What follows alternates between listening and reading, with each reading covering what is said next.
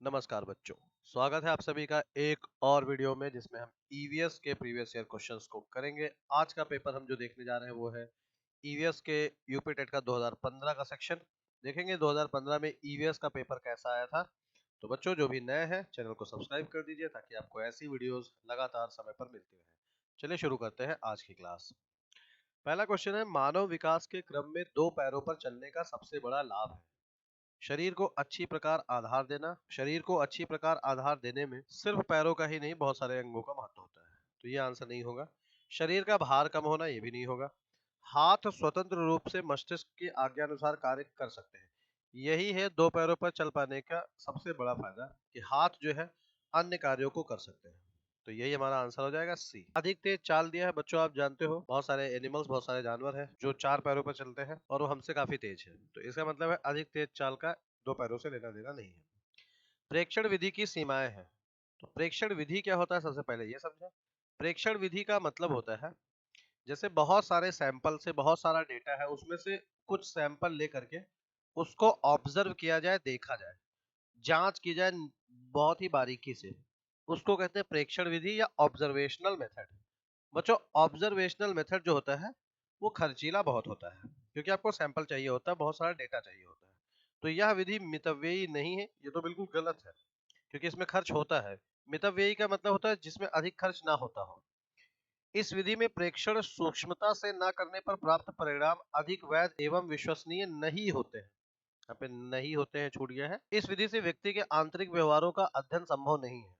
बिल्कुल, क्योंकि प्रेक्षण विधि से आप जो दिख रहा है डेटा आप उसी को देख सकते हो, आंतरिक बातें क्या है ये आप नहीं समझ पाओगे। इसीलिए उपरोक्त तो सभी ये विधि मितव्ययी भी नहीं है, इसमें जो परिणाम मिलते हैं वो अधिक वैध और विश्वसनीय भी नहीं होते क्योंकि बहुत सूक्ष्मता से करना पड़ता है और अगर आपसे जरा सी भी चूक हुई तो आपका जो रिजल्ट है, जो परिणाम है वो गलत आएगा। इसलिए इसमें क्या हो जाएगा, उपरोक्त सभी। आगे देखते हैं इकोसिस्टम की सही परिभाषा है। तो बच्चों इकोसिस्टम की सही परिभाषा होती है जीव समुदाय और उसके वातावरण का संतुलित तंत्र। डी सही है। पहले ऑप्शन में गड़बड़ क्या है, परस्पर क्रिया करने वाला जीव समुदाय। क्या सिर्फ जीव समुदाय से ही इकोसिस्टम यानी हमारा पारिस्थितिकी तंत्र बन जाएगा? नहीं, जैविक और अजैविक दोनों घटकों को लेना पड़ता है।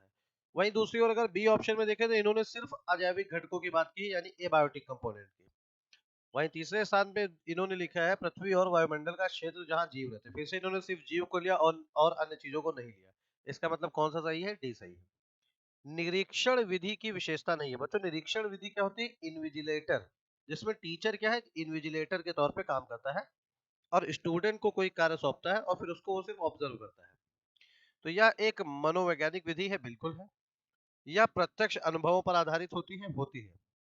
लेकिन यह एक बाल केंद्रित विधि है जिसमें शिक्षक प्रशासक के रूप में काम करता है। बिल्कुल भी नहीं, शिक्षक इसमें प्रशासक नहीं होता है, शिक्षक इसमें होता है निरीक्षक। तो ये सी जो है ये गलत हो जाएगा बच्चों। आगे देखते हैं, भूकंप की तीव्रता मापने के यंत्र को क्या कहते हैं? तो बच्चों भूकंप की तीव्रता मापने के यंत्र को सिस्मोग्राफ कहते हैं। और भी ऑप्शंस को देख लेते हैं, जैसे कि लिखा हुआ बैरोग्राफ। बैरोग्राफ एक तरह का बैरोमीटर होता है जो वायुमंडलीय दबाव को नापता है, वायुमंडलीय दाब को मानता है। ठीक है बच्चों, वायुमंडलीय दाब। अगर हम फिजियोग्राफ की बात करें तो फिजियोग्राफ हमारे शरीर की विभिन्न फिजियोलॉजिकल क्रियाओं को मापता है। जैसे आप ईसीजी रिपोर्ट आपकी होती है, तो ईसीजी हो गया, या ब्लड प्रेशर हो गया, या हार्ट रेट हो गया, या पल्स रेट हो गया, ये फिजियोग्राफ होता है। फिजियोग्राफ का ही एक हिस्सा होता है कार्डियोग्राफ, जो कि हार्ट रेट के लिए आता है, हृदय गति को नापता है। कौन? कार्डियोग्राफ। अगला देखते हैं, सूर्य से निकटतम ग्रह कौन है? तो बच्चों सूर्य से निकटतम कौन सा है? सूर्य से निकटतम हो जाएगा आपका बुध हो जाएगा।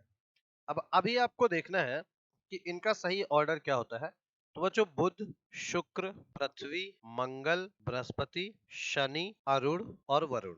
इन्हीं को इंग्लिश में बोल दिया जाए तो बुध को मरकरी, शुक्र को वीनस, पृथ्वी को अर्थ, मंगल को आप कहोगे मार्स, बृहस्पति को जुपिटर, शनि को सेटर्न, अरुण को बोलोगे यूरेनस और वरुण को बोलोगे नेपच्यून। तो सबसे पास कौन सा हुआ बच्चों? बुध। सबसे दूर कौन सा हुआ? वरुण। पृथ्वी के अगर आपसे पूछा जाए तो पृथ्वी के सबसे नजदीक है शुक्र। ठीक है। गिर राष्ट्रीय पार्क किस राज्य में स्थित है? तो ये गिर लिख गया है, ये गिर होना चाहिए था।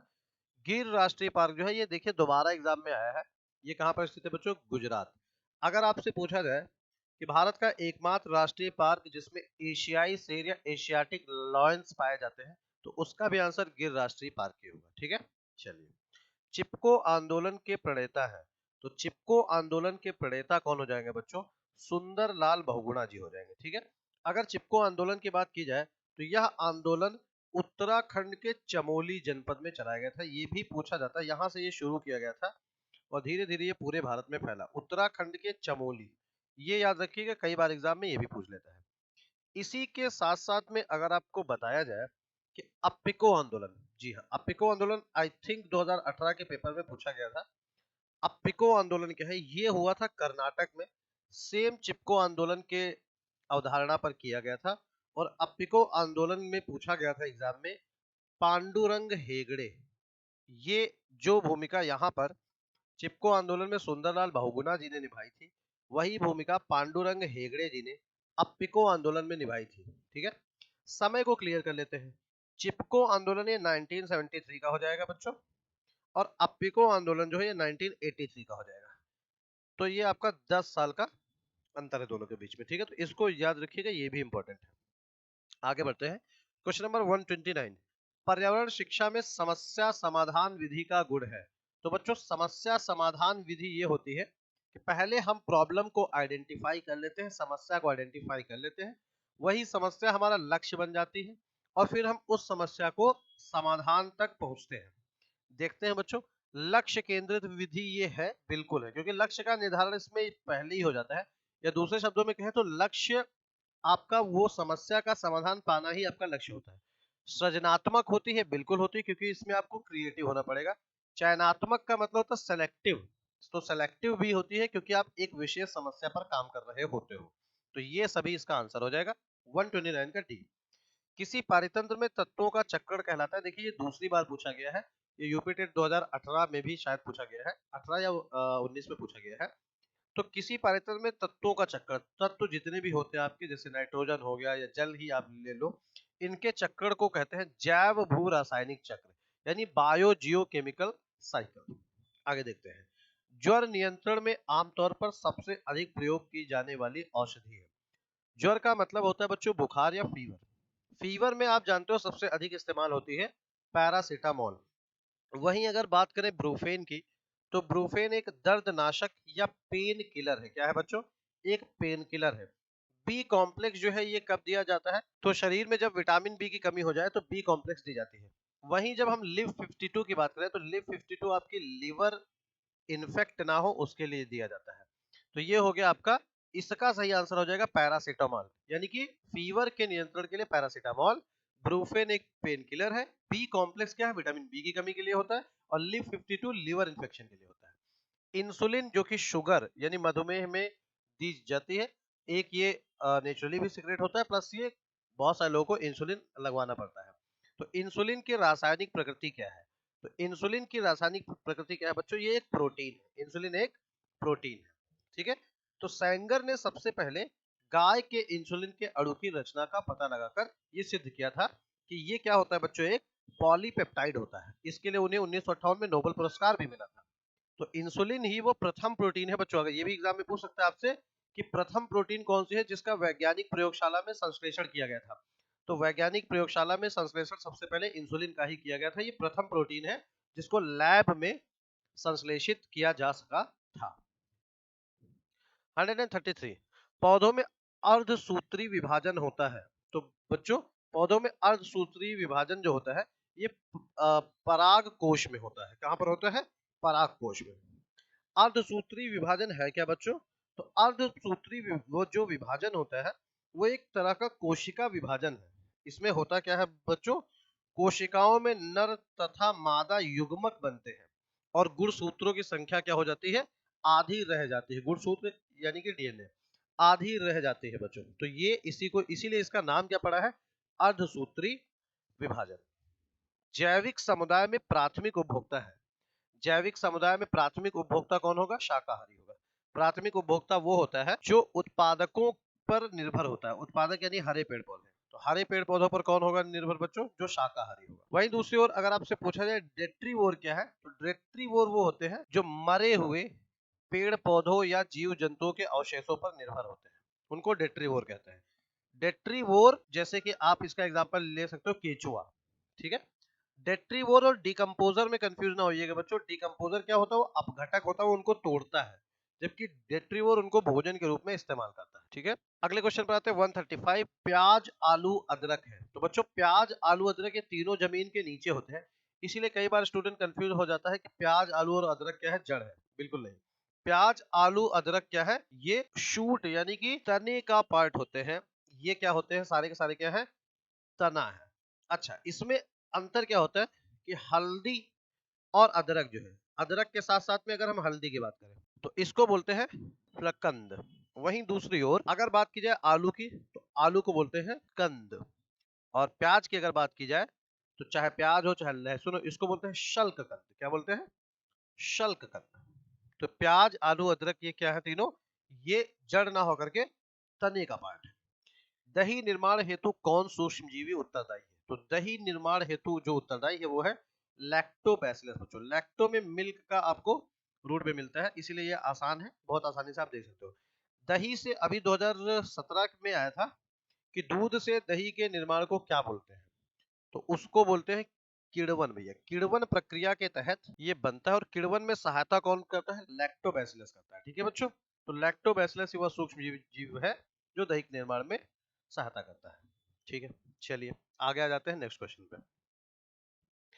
मानव रुधिर वर्ग की खोज सर्वप्रथम किस वैज्ञानिक ने की? मानव रुधिर वर्ग मतलब ब्लड ग्रुप जो एबीओ है, इसकी खोज सबसे पहले लैंड स्टीनर साहब ने थी। लैंड स्टीनर साहब जिनका पूरा नाम है कार्ल लैंड स्टीनर, ये ऑस्ट्रिया के साइंटिस्ट थे। कहाँ के बच्चों, ऑस्ट्रिया देश जो है जर्मनी के साइड में ऑस्ट्रिया पड़ता है, और ऑस्ट्रिया के हैं।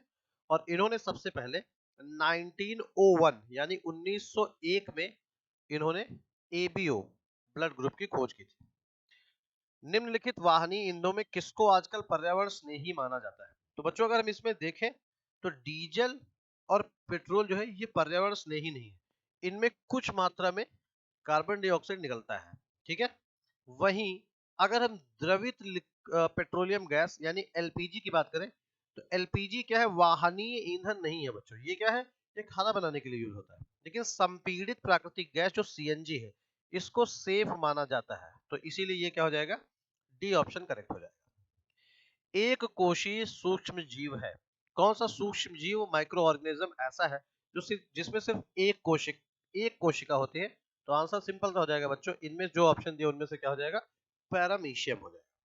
निम्न में से कौन सा पादप उत्पाद साबुन का विस्थापन है? तो साबुन का विस्थापन कौन है बच्चों, ये रीठा हो जाएगा।